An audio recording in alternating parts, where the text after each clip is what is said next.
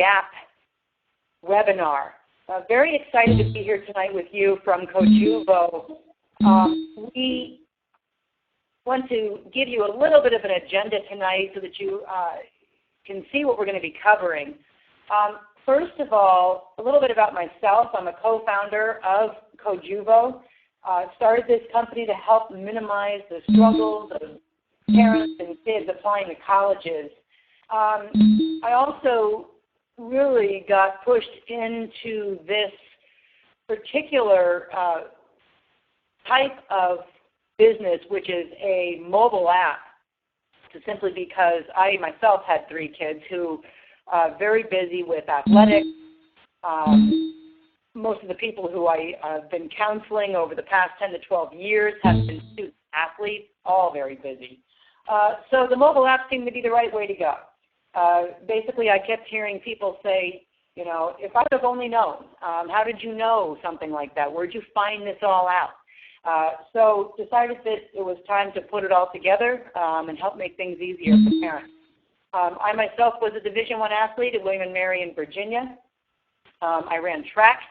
I play a little golf, not much, but I do try to throw a club every now and then when I get on the course. So that's where I am on golf.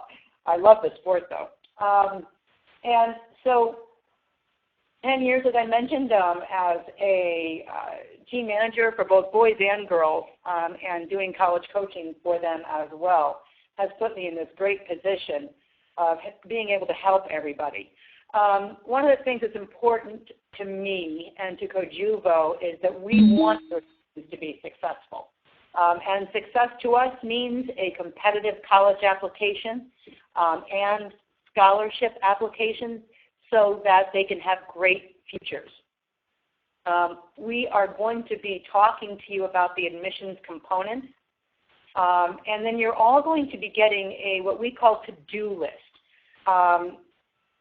By year, by individual high school year, simply because there's just so many tasks that we have out there that we've outlined, detailing, so on and so forth, for your kids on our mobile app. But tonight we really want to give you guys the really important stuff for you to know right now.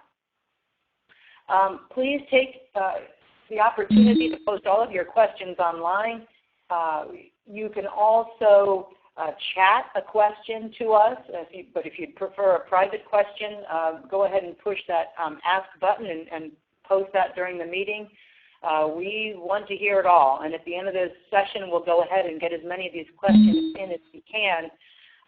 Just want to make it really clear that we will be sending you all this PowerPoint presentation because there's so much information and links in this presentation that we want you to have access to it when it's convenient for you. So what I wanted to start with is the fact that it always seemed odd to me that when kids, they first get introduced to the college application, it's when they're filling it out. Nowhere else do you do that, especially in the game of golf, right? You get kids, you're just teaching them. The object here, kids, is to get that ball in that hole, and you're going to need to go down a fairway to do it, and with a stick, your golf club. And so with that in mind, we give them the object, and then we then get them practicing. We want them out there in small steps in order to learn how to become the best they can be. And the college application is no different. We take small steps to get them to that competitive, great application so that it's not overwhelming for anybody. So let's start. The object, as I've mentioned, for college admissions is a competitive college application. These are the components that you would see on the application. And I'm going to show you a picture of the application in a minute, but I want you to see right now everything that goes into it. And this is all extremely important. I know we've got 8th graders and younger on this webinar, and I think you guys are in a great position to be able to learn and see what you're going to be needing and facing later on. But I want to stress as we go through this that for my seniors out there, it is never too late. I'll show you what we can do for you guys in a minute.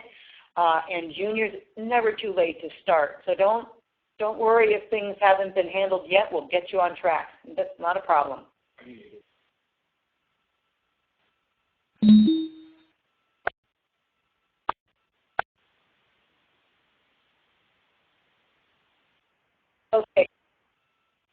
Okay, so we're going to continue here. The personal information on the college application are things you just simply, you fill in, your name, birth date, all of that. But then come the items that the kids can actually affect. High school academics, standardized tests. This is where you have all your SAT, ACT information. Extracurricular activities. This is where you post all of your athletics, your arts, your drama, your volunteer services, and your work experience. Athletics and arts, in the past they've done things like supplements, and right now with the college application, the supplements are different. Athletics actually gets information that you put into the college application under extracurricular activities, and then that information can get sent right to the college coach, along with arts, which we'll get to in a minute here as well. Essays, huge component of the college application, and basically without all the top items that I just reviewed, the essays, that's what it's built out of, is your personal experiences. And recommendations.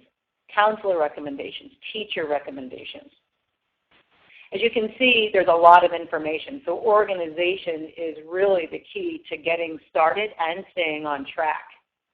One of the interesting things when I was going to college, and I don't want to date myself here, but I'm going to, as the typewriter will show, is that these days everything's done online. So what this means for your students is that everything is now much more competitive just by the sheer volumes of applications that are being submitted. There are acceptance rates as low, this says as low as 9%. That's a lot of schools out there, but it's as low as 5% in some instances. So your school, your colleges are looking for that outstanding application, and we're going to help you get there. One of the largest components of the application is the high school courses and the education that your kids do over the years in high school. This area covers the high school courses, the GPA, and all and any studies that are done outside of the school, like community college courses, university courses, summer school courses. And all of these courses are tracked from 9th grade on. So for my 8th graders out there, this is something you want to be considering for this summer to start. For my juniors, conversely, this is something that's never too late to start. Finding a school, college course in the summer that engages your strengths, your major that you might want to consider doing in college. Sophomores, great time to get started on this. I have picked this particular slide for a reason, and that is that admissions counselors around the country say the same thing. They would prefer to see your grades have a little dip in the A. Everything doesn't have to be an A+. If you take challenging courses, honors courses, AP courses, they would rather see you challenge yourself and get lower grades than just take the basic courses all throughout your high school career.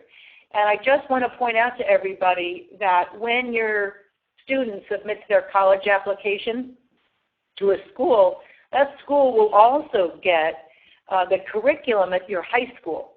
So the counselors at the colleges will actually compare what your high school offers versus what your student took. So it's important to try to push your students into those higher level courses. I'll bring it up right now, 4 years of the same language. I know every parent has this discussion. I have 3 kids, they all the same thing. I don't want to take the language. It saves you money in college because most colleges will require that you have 4 years of a foreign language before you graduate. It's a topic that can be more specific if you'd like to on the mobile app, but I wanted to touch on that right now. AP courses and good grades, they both lead or may lead you to scholar awards, merit scholarships, and college credit. So this is not something that we're just saying this, yeah, everybody knows you need a good GPA, but it really does matter. The next portion of the college application is what I would call alphabet soup, but it's really the administrative standardized testing. The first one that you might be familiar with, maybe not, is the PSAT. That's a practice test for the SAT. The SAT, for those who aren't familiar with that, is reading, writing, and language, not foreign language, English, if you will. The PSAT, taken as a junior, will actually provide those individuals with high scores with an opportunity to be part of the National Merit Scholarship arena. We recommend highly that sophomores practice during this coming summer so that they are ready to go to become higher grades for the National Merit opportunity for the junior. For that reason, that's why we have sophomores listed as the SAT. Juniors and seniors will both take the SAT as well. Two other tests here. One is called the SAT subject test. That's typically taken after your student finishes an AP course. So if you're a freshman and you've taken an AP course, take that SAT subject test at the end of the year. These subject tests are specifically for individual subjects. You can take a test that is based on everything from science to English to history to government to language, foreign language. And that can also save you college credit. So that's something great to have under your belt. The ACT is the ACT Aspire is another option to the SAT. It is typically given by high schools to all their sophomores, but it is now available for grades younger than that so that the administrators and the ACT people can also see how kids are progressing throughout the years. The ACT is as I mentioned, you can take either the SAT or the ACT as a college entrance exam. The ACT has science. So if your student is big on math and science, you might want to have them take this test as well. It's a lot different than the SAT. Some people say it's more real world, if you will, with what the students are currently engaged in high school. So juniors, sophomores, if you guys are really heavily involved in, kind of, I want to say the higher range honors and AP classes, I would suggest taking the ACT. You can take them both. There's no longer is there a requirement to send all your test scores to every school. That said, there is one school that requires that you send every single test you've ever taken to them. Most schools do not do that. They don't have that requirement.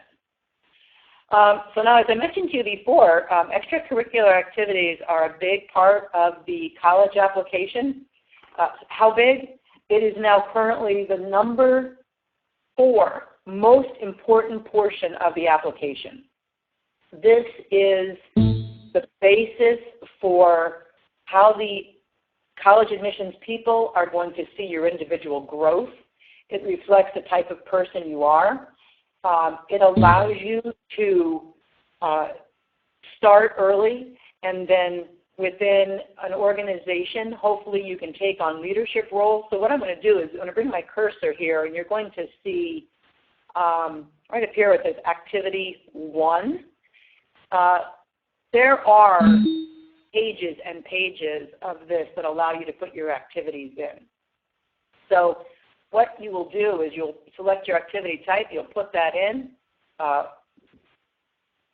You can put in the fact that, you worked for the Boys and Girls Club, your community service was, that you help clean up, feed the poor, whatever it is.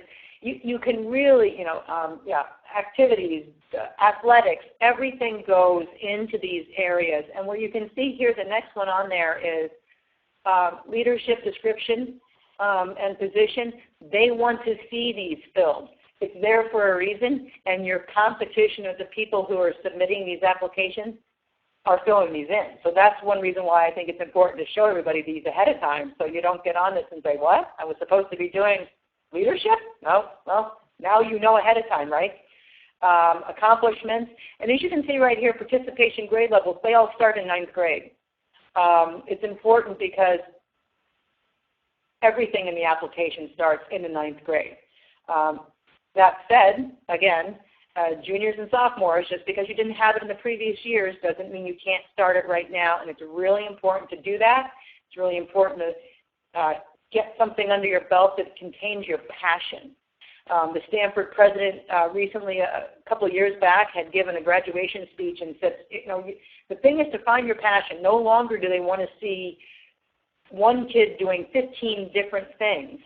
They want to see you get immersed in something. This, as we were talking about it here, I'm going to give you one example. This is so important. The grades, the GPA, for scholarship purposes, because there are a lot of scholarship opportunities available for merit, grades, community service, kids going to school for the first time in their family, all of that.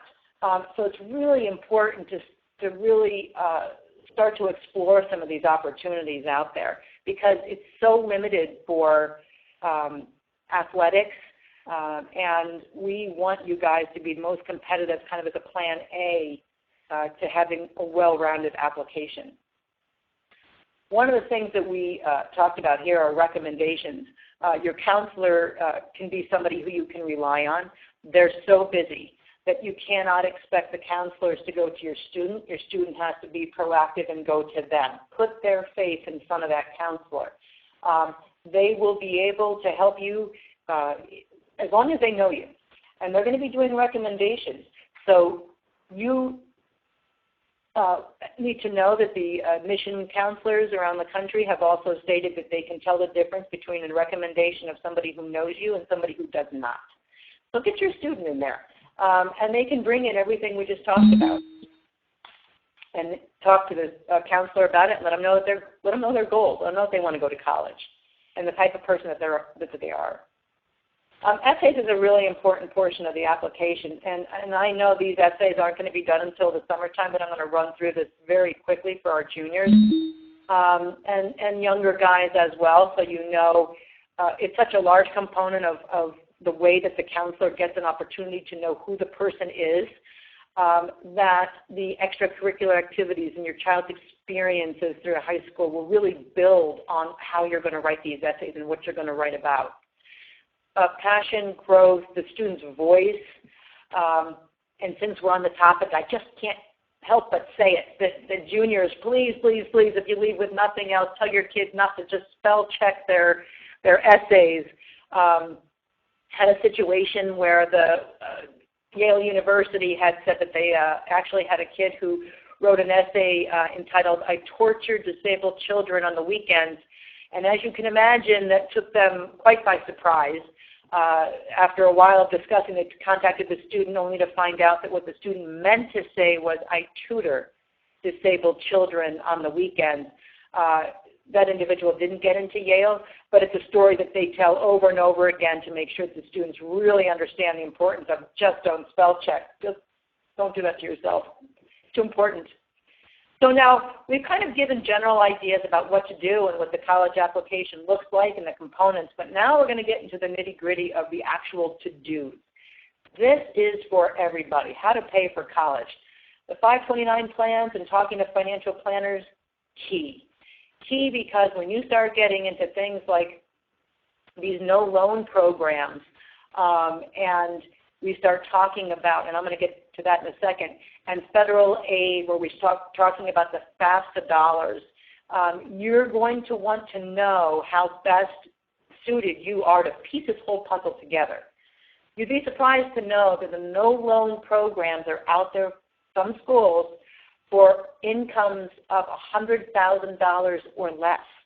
So if you're sitting back saying, I can't afford Stanford, and your income is below $100,000, if your child gets in, they get to go to Stanford for free.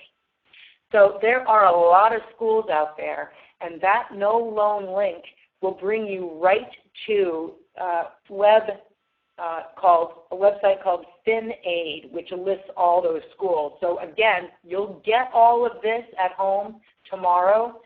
Please take the time to go through these links because you're going to find a ton of important information, because it is affordable once you look and see what's available. We're all doing our tax refunds right now, and this goes to FAFSA, right? So the FAFSAforecaster.gov is actually a place where you can submit your tax return information, and you can find how much money your estimated contribution will be. It's just a great thing, and everybody on this call should be doing this, whether you make $1 million a year or you make $50 a year, because everybody will be filling out a FAFSA. At least I hope you will, because it signifies to colleges that you want money when they get the application, and that goes to their financial aid office. And that can translate to the college giving you money without even applying for additional scholarships directly from the school. Very important. There are non-federal aid options out there called the CSS profile. And what this is another long form. It's a great form, but it's another option for kids to just submit information and see what happens with the school that tells them you want money. So it immediately puts you into a pool of other applicants. Scholarships by activity. There are so many different activities out there. I can't even mention them. Everything from age, major, demographics, geographics, gender, race. It just goes on and on and on. And you really need to take a look at this because you will be surprised how many are out there. There are also scholarships out there, by the way, for really young kids. And you will be getting that link as well. It was already sent in a prior email, but we're going to send it back out to you guys. You can start building your little nest egg for college anytime. When you have an opportunity to go to click on the Brown University financial aid link that I have there, you'll see, surprisingly, how many kids actually get aid. This is an example from Brown University. This is an example of a no-loan program, $60,000 income and less, and you can wipe out some of the parental estimated contributions and get into. If you get into Brown, that's what you have an option of. It's amazing. Senior to-dos. If you've already applied to colleges, right now your time is very important. You should have received all of your financial aid packages by now. You need to compare all of those. Please visit the schools before accepting anywhere. You're going to be there for 4 years. You've got to know where you're going. And if you can't get there, at least take a virtual tour. That information is also something that we can talk about separately offline if you'd like to. Acceptance deadline is May 1st. You get to choose by then, so you have a month to do it.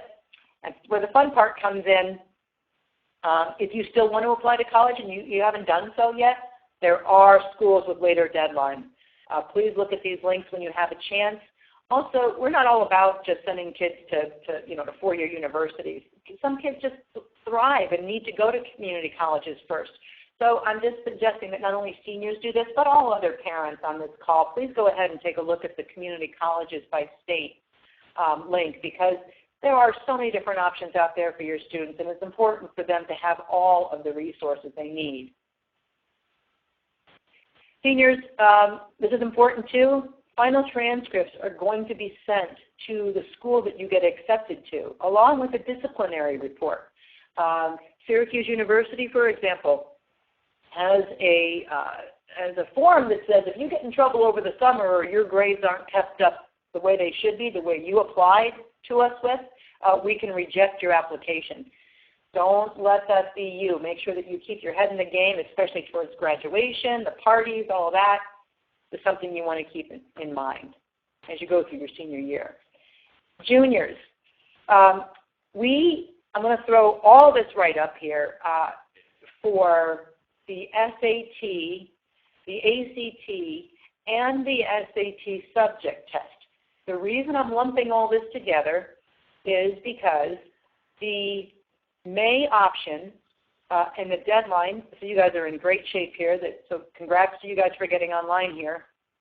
The deadline is April 6th for this May option. This is the only time during the spring when you're able to order the SAT Q&A, which is the question and answer guide. It gives your answers to the questions, and it gives the answers that you should have answered. So it's a great, cost-effective study guide to use over the summer so you can take the SAT in the fall again if needed.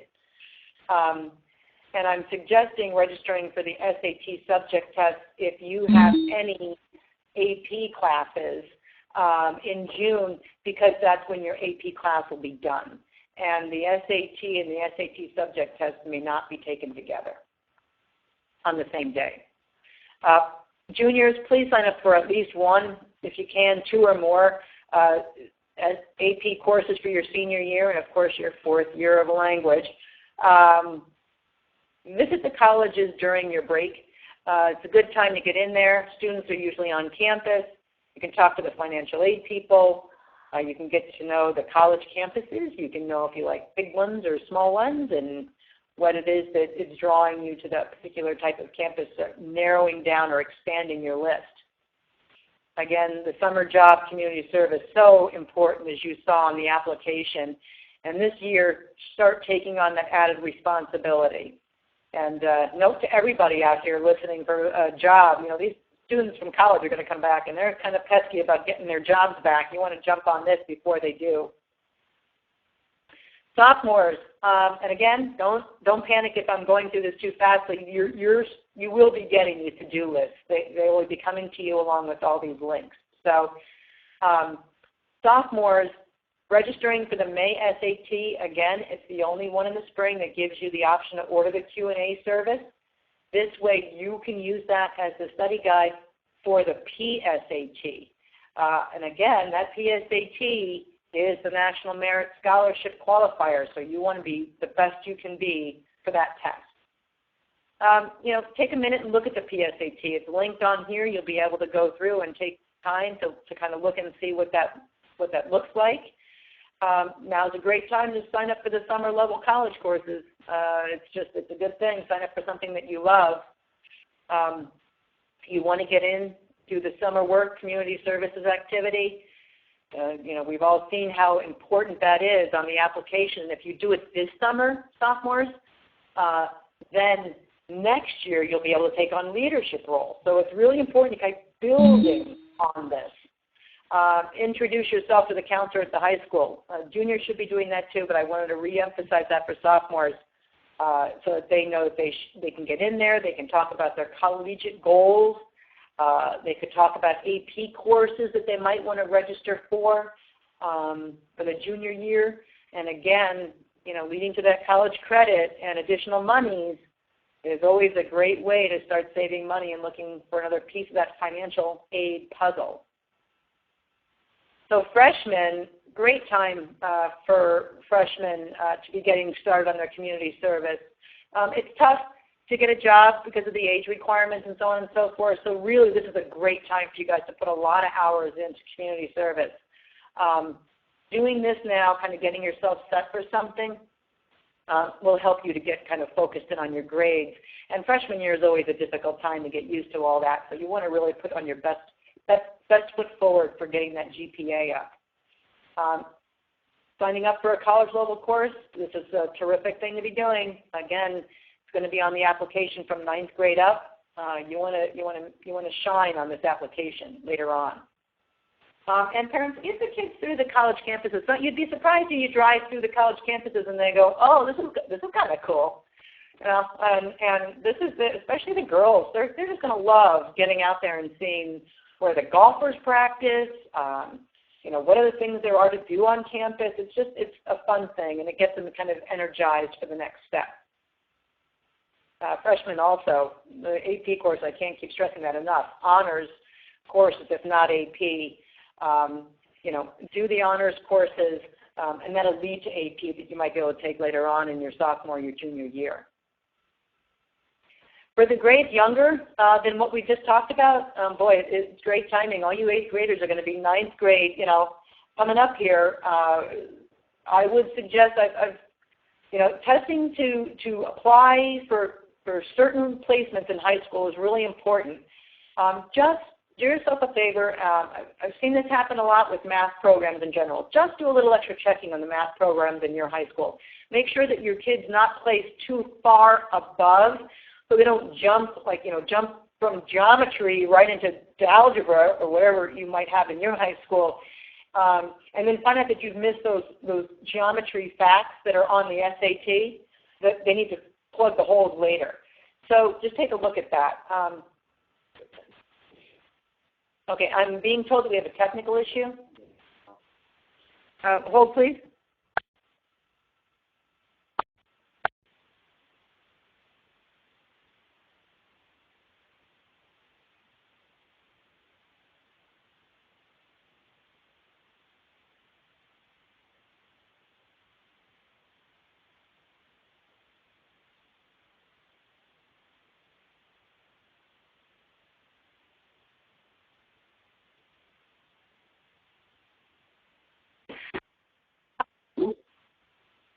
Hi there. Well, I just got notified by my production team that we have technical issues, so I apologize for that. I'm hoping that those who are only on their computer can still hear me, because evidently the slide presentation, although I'm looking at it, seems to have stopped at the freshman, or frozen rather, at the freshman to-do list.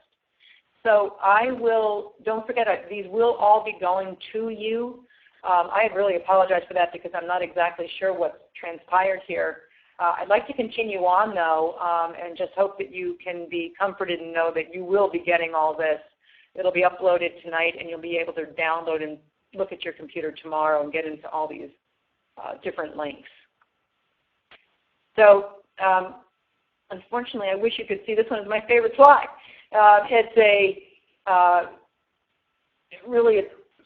Oh, okay, so now I'm being told you can see it now. So the practice starts now, really. And Gary Player quoted one of the best, the harder you work, the luckier you get. Really, it's not it's not luck. It's because you're working so hard that everything just starts to come your way. And that's what we're really hoping for your students, that they can get on track, work hard, put the time in, and then have all these different amazing options come their way when they get to decide on May 1st what school they want to go to.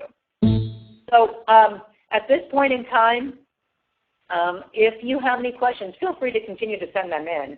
And we will be reviewing some of the questions. But now that we're looking at everything, evidently we've actually answered the questions that we've received, so we're good to go.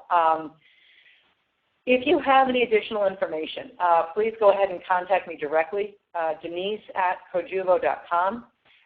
Immediately following this presentation, we're going to be able to, we'd like to have a survey. We also have the ability to put you right at our website in case you are in need of getting your kids signed up quickly to start getting on their tasks, because again, there's so much more than we're able to cover in one evening.